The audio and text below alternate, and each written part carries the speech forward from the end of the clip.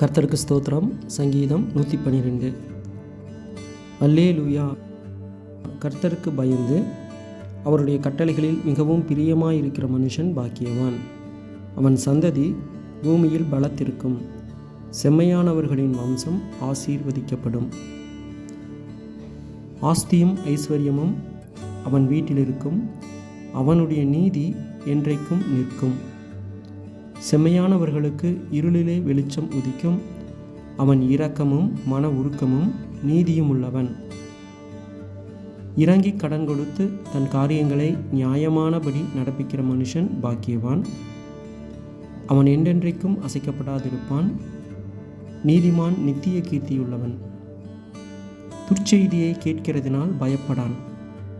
அவன் இருதயம் கர்த்தரை நம்பி திடனாயிருக்கும். அவன் இருதயம் உறுதியாயிருக்கும். அவன் தன் சத்துருக்களில் சரிக்கட்டுதலை காணுமட்டும் பயப்படாதிருப்பான். வாரி இறைத்தான், ஏழைகளுக்கு கொடுத்தான். அவனுடைய நீதி என்றென்றைக்கும் நிற்கும். அவன் கொம்பு மகிமையாய் உயர்த்தப்படும். துன்மார்க்கன் அதை கண்டு மனம் அடிவாகி தன் பற்களை கடித்து கரைந்து போவான். துன்மார்க்கருடைய ஆசை அழியும். ஆமென்.